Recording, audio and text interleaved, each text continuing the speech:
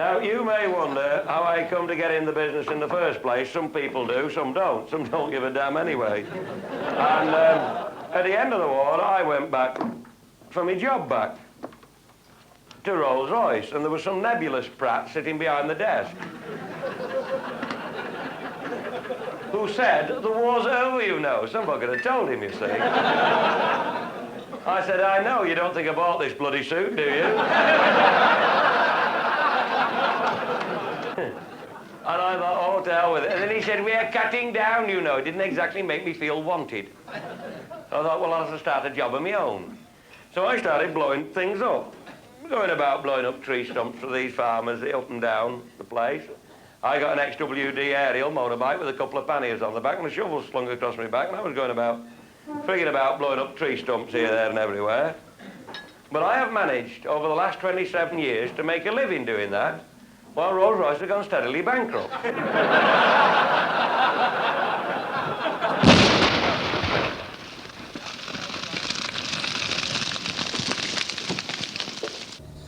Started off blowing things up more or less by chance. And I came out the service, there was a chap, mate of mine, said he got some tree stumps he wanted shifting. And I said, well, I might be able to get a license for some explosives for immediate use. Blow these things up for him. Well, I managed to get that, you know, that was £10 weight of explosive, so you had to use it and have none left over. And I blew about 3 tree stumps up for him, and he said, "Oh," he said, "you can make a living doing this." And then somebody said, "Could you knock down a chimney stack?" And we got a pretty easy one. I used to experiment on the easy ones, and then when you get the difficult ones to do, well, you have some idea of what you're doing. We can imagine how it's gone. I've knocked down 115 chimney stacks in the last 18 months. I've been doing this since 1947. And about 1950, the Round Table Society said to me, "Will you come and give us a talk on your job?" I suppose they have these speakers to give talks, and especially if they're a bit unusual. And they said, "Will you come and give a talk on your job?" And I went, and instead of giving them a load of facts and figures, you can mostly illustrate it by some of the jobs you've done. And I did this, and some of the peculiar things you see when you're doing it and some of the remarks that people make. And then this young fella that makes the record said, "Will you make a record?" And I said, "You must be mad, they'll probably lock us all up." He said, "Well," he said, "well, make a tape." "Well, I'll come and make the tape and then they'll see how it goes." And he sat at the back of the hall, and that was at the Round Table Society, and he very near wet himself, you know, and he was having a hell of a good laugh about it. He said, "Oh," he said, "I think they're marvellous." So he said, "I'm going to make a record." I thought, well, be it on your head. I got a job blowing up 8 acres of them, 40 odd to the acre. There's a lot of tree stumps there for an excitable sort of a lady down in Salop.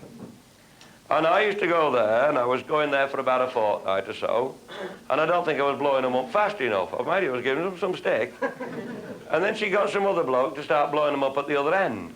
Now, you get 2 hard-up blasters in 8 acres of ground, they can be dangerous, you know. So there's timber and muck flying all over the place, and you're trying to aim your dozen at him, and he's doing the same thing to you know. "Ah, give him a broadside, Jim, lad." And you've got to light your last one before your first one goes up, because a piece of that hard clay, you know, my God, you're eating your dinner off the mantelpiece for a month.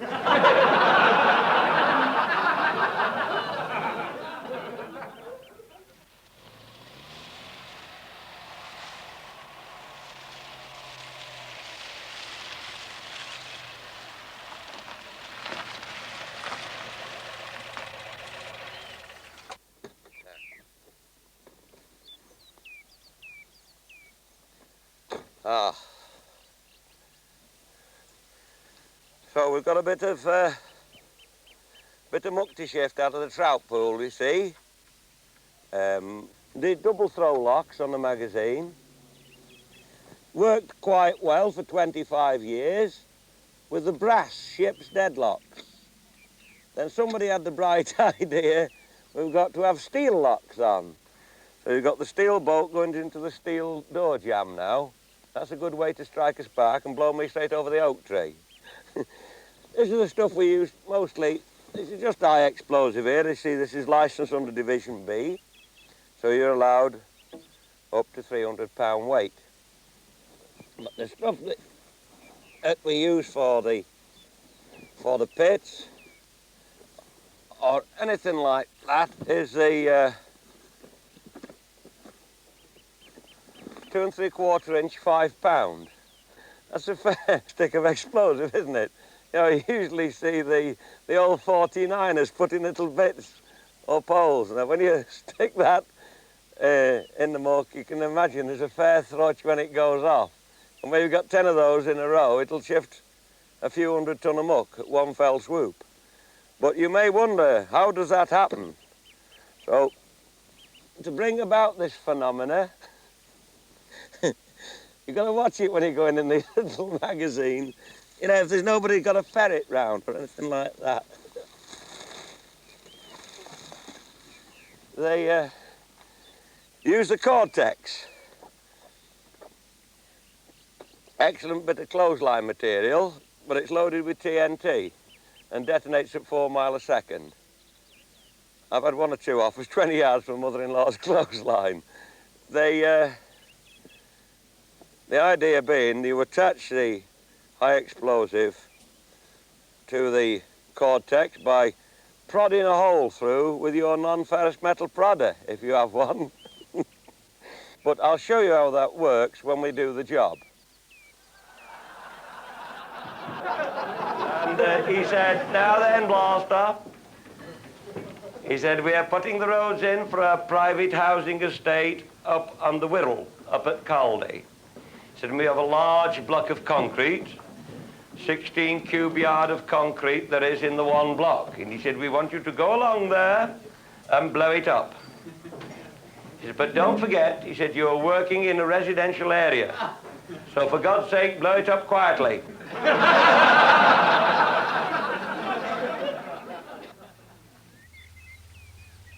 This was a very good trout pool, and 25 years ago it was all dug out by hand, and now it's all silted up and you've got about 5 foot of muck.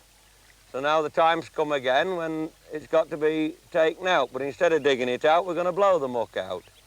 This is what is known in the trade as the bread and butter job, if you can call that lot there bread and butter, but it's more like walking in black bostic. You notice the shovel goes down pretty easy underneath here, and that's the stuff we've got to get out, all this black muck. And once we're out, we'll have a decent pool again.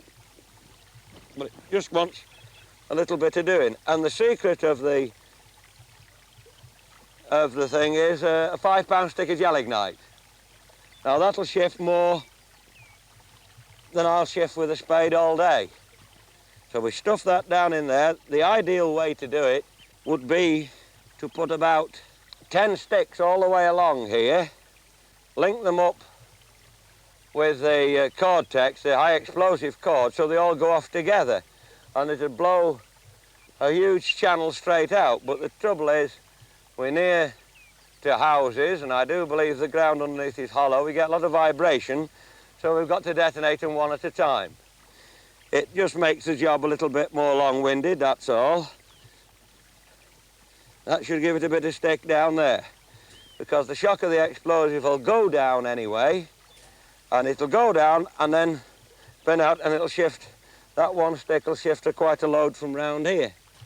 Now then, what we're going to do now is light these two, hoping nobody's lifted the drawbridge over there. Because I wouldn't like to stay on here after I've lit them, because there'll be a fair splash. It's not the sort of job you want every week. There's a lot easier.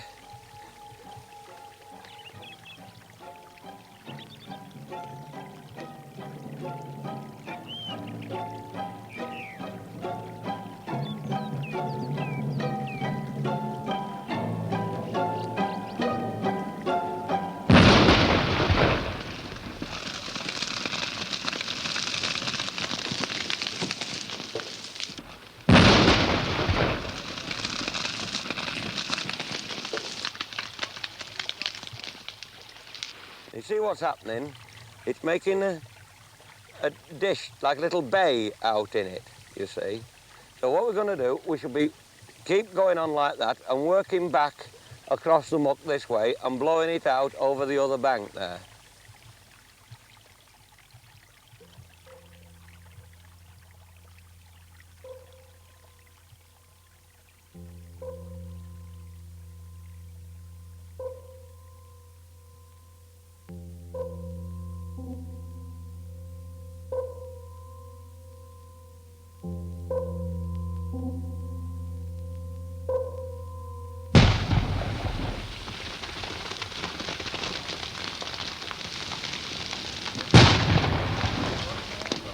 Come on up here.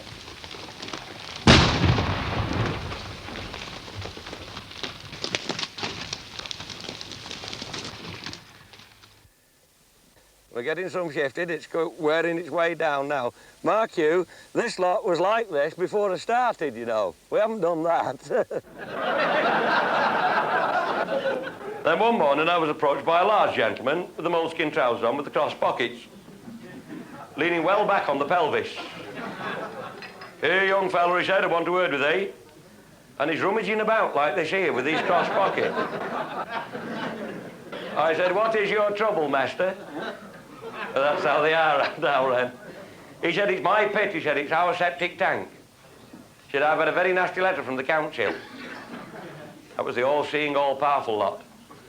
And what had happened when they'd modernised his farmhouse about 1895, they turned all the drains into an old marl down the field. And seepage had taken place for the first 50 years. Then it must have got choked up in the bottom with 10 tons of tinted toilet tissue. And he said, "The effluent is coming out the pit." And it was going down the ditch and into the stream, and as the stream meandered through Cheshire and went under the bridge, the methane gas given off was putting the roadman asleep on the end of his brush. He said, "I'm wondering if you could bring some of that there stuff," he said, and blew it out. He went like that and nearly fell on his bloody back. Now the idea is, pour plenty in, give it some stick, get the lot up to 300 feet with a good wind behind it, and it's anybody's.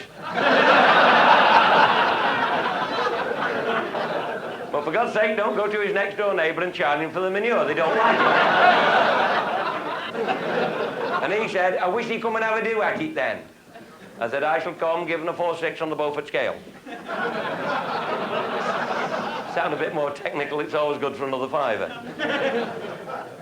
So the following Wednesday I went down, there was a 35-mile-an-hour wind blowing. I said, "Where is it?" He said, "Come down the field, lad, and I'll show thee."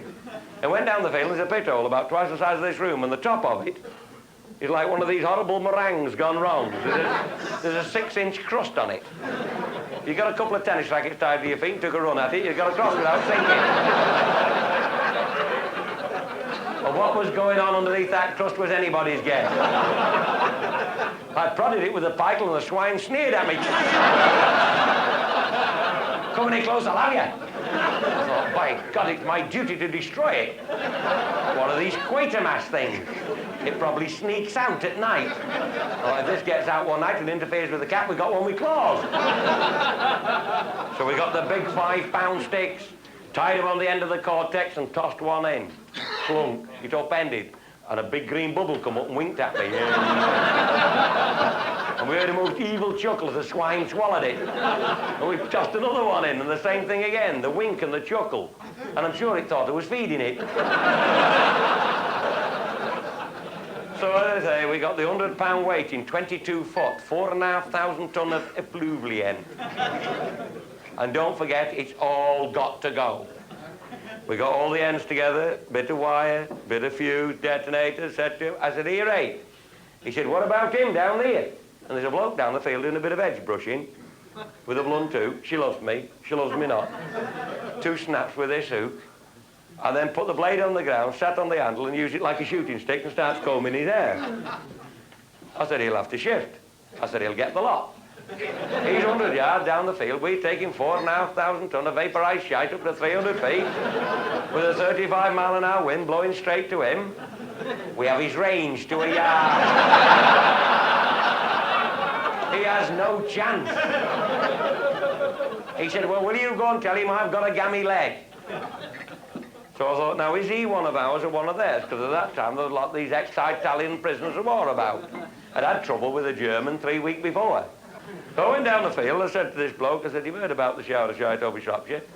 I said, we'll have one over Cheshire today, you know, make the funny, laugh it up with the peasants. We turned round, turn me right, turn me right. I thought, it's too good to miss. I did 100 yards in 11.3 in gum boots. Cut the fuse in 2 in case he moved. That gave him all of 12 seconds. Let it and we ran off the other way.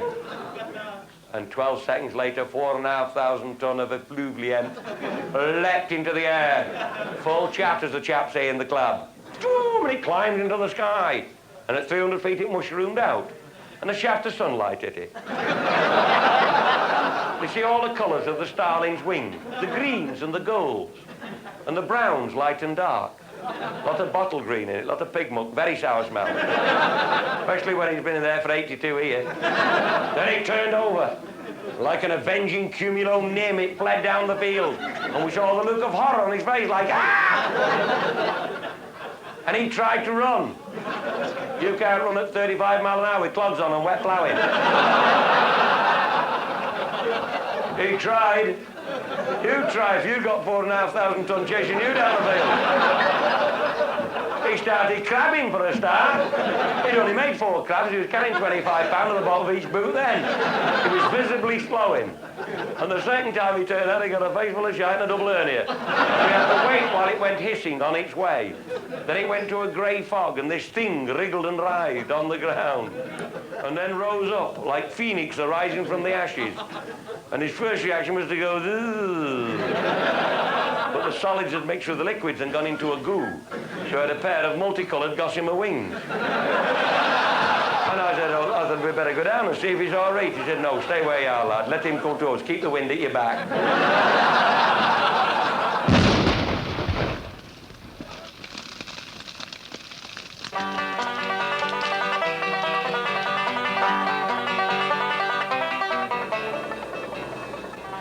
Now, yeah, you see, these blasters come in all sorts of disguises. Sometimes, if you walk onto these factories expecting something with green hair and goo-goo eyes and webbed feet, sometimes they even appear dressed like this.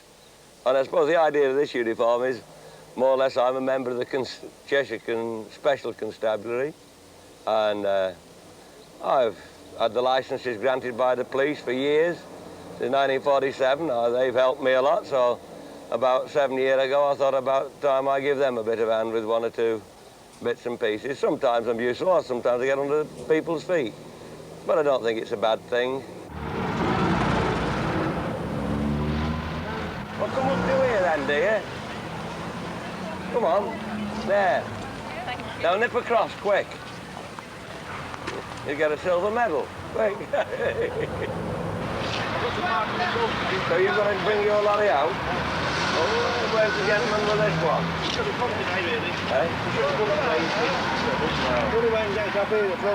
Well, we'll have to put him on the front then, and I'll have to watch the traffic round it. No. Well, whose is this? This is this jet. Can you move it again? He's got to come out then.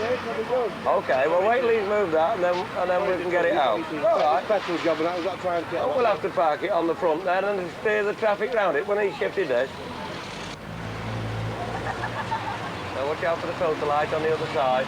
Come across now. Come on.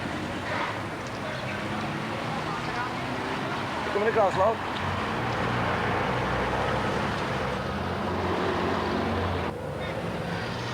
Well, you don't try to commit suicide under the bonnet while I'm on.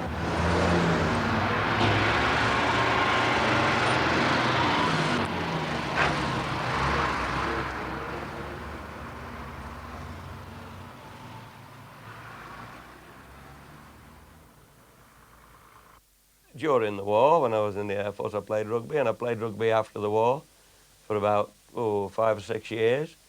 And then I started doing this motorcycle trials riding and scrambling and a bit of grass track racing, and that's what some of these cups are for, you see round here. Some are for shooting and some are for motorbiking. And I did that for 12 years. I even run a motorcycle gymkhana at one of these trick riding teams for about 10 years. We used to enjoy it, just to go to these shows, just to make a bit of money for these different charities and things. And I did that, and then I packed that up in 1963. And now I enjoy me a bit of clay pigeon shooting and a bit of pistol shooting, I think, like that. I go down to the local rifle club.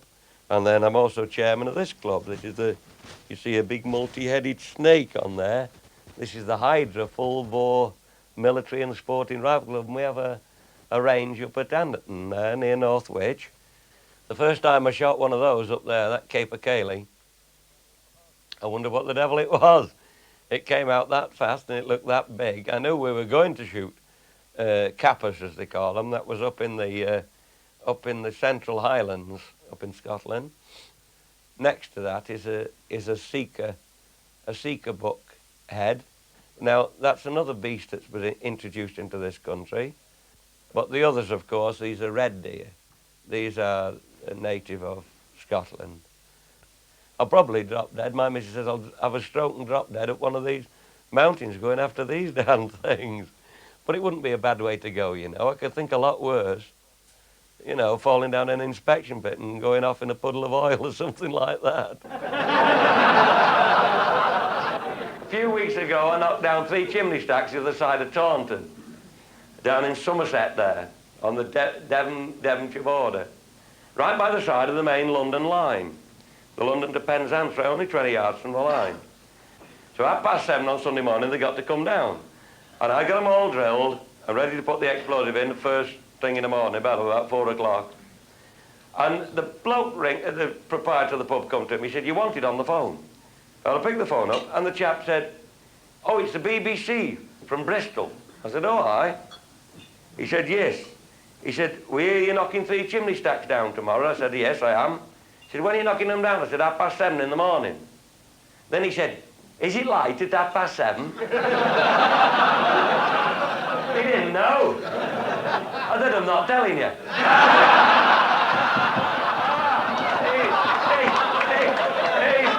He said, "Go on." Oh, I think he must have wet the bed to get there. Anyway. 30 seconds.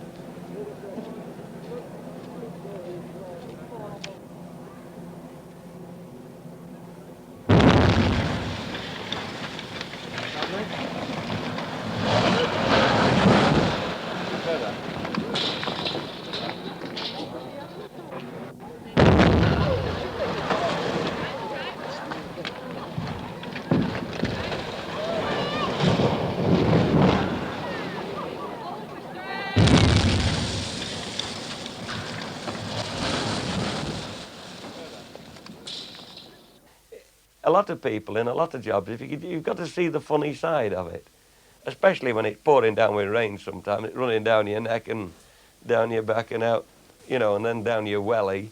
If you can't see the funny side of it, you might as well pack it in.